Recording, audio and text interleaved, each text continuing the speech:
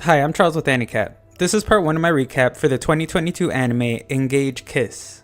The story begins as we see a girl named Kisara excitedly rush to an apartment where she would begin cooking, only to find that the electricity is out.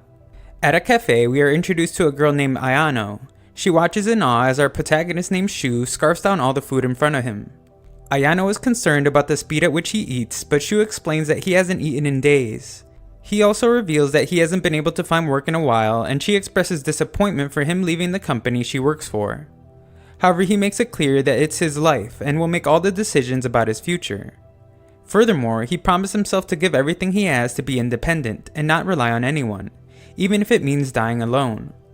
However, she is very upset in pointing out that he isn't doing any of that, since he definitely has someone taking care of him, as we get a glimpse of Kisara hard at work cooking. As they leave, Ayano asks Shu to stop pretending like he's looking for money since she knows he's broke, and pays for their meal. She would like to see him again soon, and Shu agrees. The only problem is he hasn't paid his phone bill, and she begrudgingly agrees to pay it. Shu returns home to find Kisara, and she explains that she worked extra hard on dinner since the electricity was out. He reveals that he has already eaten though. Kisara explains that she hasn't been coming by more often because of exams, but isn't using it as an excuse. Kisara begins to talk about how useless she is, and Shu finally agrees to eat every single bite of her food. He almost complains about how cold it is, but manages to stop himself. Shu explains that he didn't want to bother her about cooking for him, and that makes her think that he is too nice of a person, which he doesn't seem to agree with at all. Once she gets close, she notices the scent of another woman, but Shu explains that he must have just bumped into someone earlier. She would then explain that she paid his electricity bill, and not to worry since she doesn't spend her money anyway. However, an expensive delivery arrives and he has no way to pay for it. Afterwards, Kisara laments how they are both penniless. She decides that they must both leave the world and bids farewell to her one and only follower on social media. Shu explains that they won't have to do that, as he recently used his life savings to get info on a job. He arrives in a virtual world where a group is briefed on a job that is up for auction. They are shown an incident that happened at a casino. For some unknown reason, a man transforms into a monster that the agents refer to as a demon hazard. It is explained that the job will be to disable the suspect dead or alive. The D hazard is determined to be a C-class monster, and a woman believes they will make good money from it. Everyone has been evacuated, so the group think they can go all out. However, the chief explains that the second request for the job is they limit the amount of secondary damage. This is because the venue is the center of a very busy city, and the damage to the building will have detrimental effects to the surroundings. The silent auction goes on for 10 minutes. At the end, Shu is revealed to be the winner as he severely underbid everyone else. The others are disgusted to see that Shu would do the job for such little money, since facing a C-class is very dangerous. Shu explains that it will be like a walk in the park for him though. One man remarks that he isn't surprised considering the lowlife Shu's father was. Afterwards, Shu speaks to his old boss and she agrees to provide backup, but only if he agrees to pay her over 80% of the reward. Shu thinks it's unfair, but she explains that it's actually a pretty good deal, considering how much money her daughter has used on him. She hangs up and we see that her daughter is Ayano. Ayano doesn't want to be brought up in their negotiations, but agrees to do the job. Shu then leaves her the mission and promises Kisara that he will pay her back by the next day. He arrives late after explaining he couldn't afford a cab, and Ayano confirms that they are only there as backup. However, if he isn't able to defeat the monster, they will, and the reward will be theirs. Ayano's group draws the attention of the endless wave of minions, but bullets are easily deflected off the demon. Shu manages to make his way to its back, but is surprised to find that it doesn't have any weak spots. He is in a really bad spot as the demon is completely focused on him, but is rescued just in time by Kisara. He is relieved to see she isn't upset anymore, and she explains that he is useless without her. The demon regenerates and it becomes clear that it is actually a B class. The group want more backup, but Ayano begrudgingly explains that with Kisara there, that won't be necessary. Kisara's attack fails though. She reminds Shu that they haven't worked in a while and it's been 3 months since they've done their ritual. The demon needs to be defeated at any cost, so Shu asks that he lend him her power, and she aggressively takes charge in starting the ritual. The leveled up Kisara is much more powerful than before and easily slices through the minions.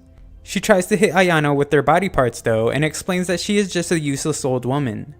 Shu awakes to find a tooth in his mouth with instructions to use it in battle. Back to the fight, Kisara recognizes the scent that Shu had on him earlier and the two girls continue their bickering. Shu tries to stop their dangerous infighting only to have Kisara turn on him. She wants him to prove his dedication to her and asks for a spare key to his apartment. Shu reminds her that she is able to walk through walls, but she exclaims that it's about more than that, and he must agree. With their new arrangement, they are able to refocus, and Shu prepares a bullet with the tooth in it. Kisara decimates several minions and clears a path for Shu. He gets close and unleashes the devastating blow that would finally kill the demon. Afterwards, Shu asks that she extract information from the demon, but they don't have time as the building begins to collapse. They're in grave danger, but Shu can only think about how much they will deduct from the reward. Kisara stops the debris from falling, and Ayano explains that B-class enemies don't have a chance. Not as long as they have a super A-class demon hazard on their side. Later, Kisara uses her new key to get into Shu's place, and takes some memorable pictures. The next morning, Shu looks over the memory she extracted from the possessed demon, but there isn't much. Shu is surprised to hear that she is analyzing the state of his business, and she explains that she must take care of his health and finances since they're living together now. He reminds her that he only gave her a key, but she ignores that to point out that they are going to be tight on money. Shu explains that it's the end of the month though, and they will be getting paid, but Kisara explains that the payout is actually next month. She tells him not to worry, and we see that she is thinking about finding a part-time job. Her friends become worried when they see bandages, and wonder if her boyfriend became upset after she refused to do lewd work to repay his debt. Just then, a guy named Mikhail shows up. He is the student council president and wishes Kisara would have come to him for help.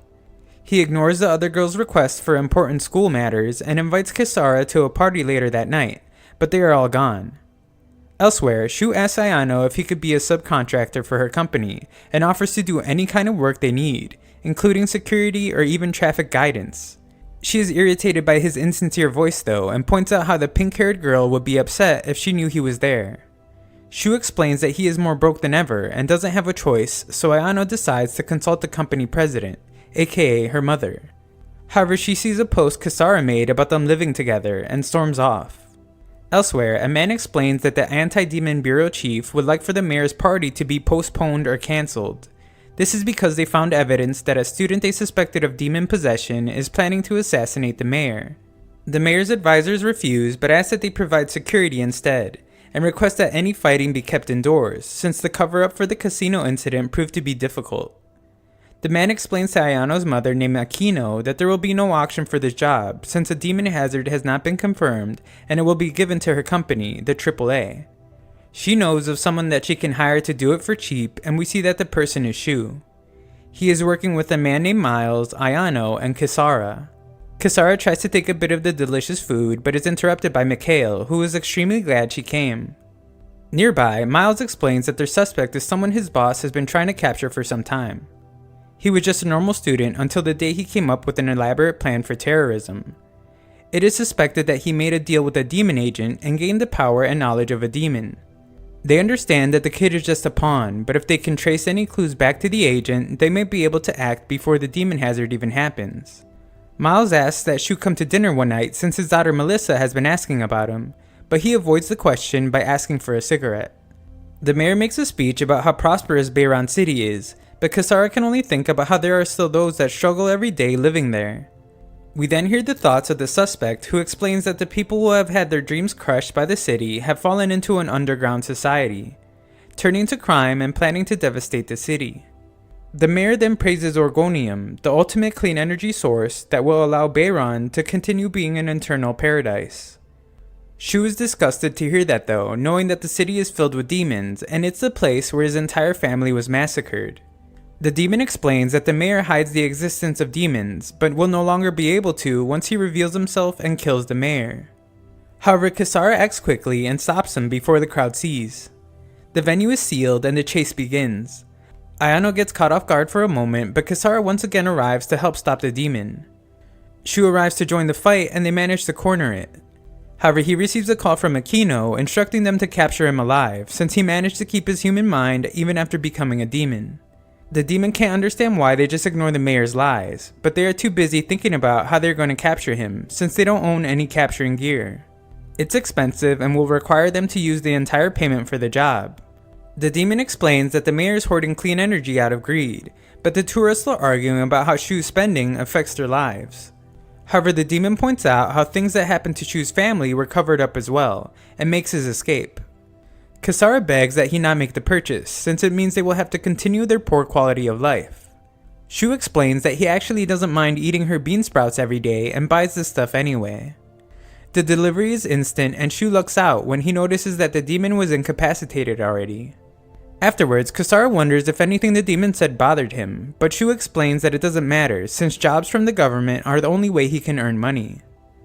With no money, Shu gets excited about finding 50 cents, but Kisara explains that it's hardly enough for 2 bags of bean sprouts. Later, we watch as Shu has a nightmare. In it, his parents are dead and his young sister begs for Shu to save her. He wakes up and promises to never forget them, but when he looks at their picture, he is surprised to see that Kisara made some alterations. We then get a glimpse as a man attempts to escape a place with a briefcase. On his phone, an agent explains that they can offer him anywhere from a D-class to a B-class transformation, but the man desperately just asks for their most powerful one. Back at Shu's apartment, he enjoys some bean sprouts while Kisara explains that the entire town is out of power. They must leave though, as they have received some information. At the mayor's office, it is explained that the new demon hazard was actually a spy from another country in search of information regarding Orgonium. The mayor is completely clueless, and it becomes clear that he is merely a pawn as his daughters are actually running things.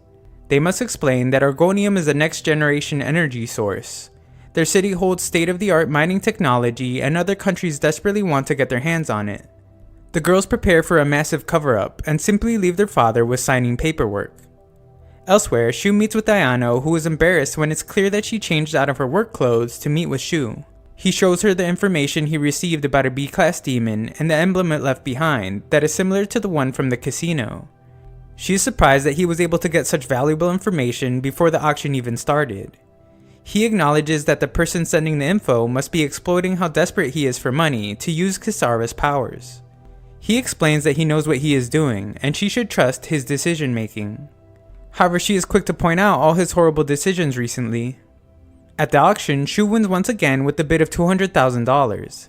It's a B-class demon though, and everyone knows that the job is worth at least $500,000.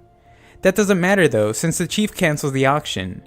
He just received information that the demon has absorbed one of the Orgonium cores that had enough energy to supply the city with a week's worth of electricity. The core must be retrieved, so they are not allowed to kill the demon.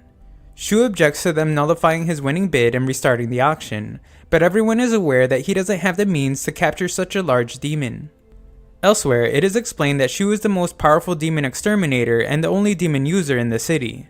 The police are limited by a heavy weapons law forced onto the city by other countries out of fear they were becoming too powerful. This means Shu and Kisara are the most powerful force in the city, but the government and others in the business treat them as an annoyance. AAA managed to immobilize the demon and prepare to extract the core. Miles explains that Shu brought the demon girl to the city 2 years ago and immediately applied to register as a demon extermination business. However, they were rejected and Kisara was designated as the first A-class demon hazard in history. All the demon extermination companies joined together to deal with Shu and Kisara, but they were wiped out instead. The government realized they couldn't be defeated and approved Shu's business. Just then, the demon goes through an evolution and breaks free. It is explained that requesting spare units to help would put them over their budget, so Akino was forced to call a cheaper solution. Shu isn't humble about them asking for help, but he must then beg her not to hang up. She explains that Ayano's squad can barely hold the demon back, so they must resort to asking the help of a demon. Shu explains to Kisara that they are going to have to go at full strength this time. She wonders what he plans to give in return, and he explains that he has memories from 3 years ago that remain untouched. He determines he will have to give up 3 months worth of memories, and she reminds him that is when he started living with a certain girl. She wonders if his overall objective is the annihilation of demons, bringing back his family, or to rescue Ayano right now. Kisara points out how Ayano was wearing the same outfit she wore on her first date with Shu, but he no longer has that memory. They kiss, and she points out how cruel he is for his willingness to embrace a woman he does not love just to accomplish his objective. He even discards memories of the woman he loves so he can save her. Nothing matters now though, as Shu tells Kisara to take the memories she needs and change them into her power. Just as Ayano is about to be crushed, Kisara arrives to save her and takes off to fight the demon. It's very powerful though and refuses to go down without a fight. Shu awakes to find a message he left for himself to aim for Kisara. As Shu loads his weapon, he tries to remember his objective, but determines he needs to stop thinking and trust his past self. Kisara weakens the demon's defense and Shu releases a powerful shot. It isn't quite enough though, so Shu reloads and fires the finishing shot. Just below, we are shown a familiar weapon being unearthed underground. Shu passes out since firing 2 shots takes quite a toll. Nearby, the investigator explains that every demonically possessed being to date had always lost something. Abilities, parts of their bodies, or even their lives. None of them have been nearly as powerful as Shu though, so he wonders what on earth is Shu giving up in return. Thank you for watching part 1. Future parts will be in a pinned comment when they become available.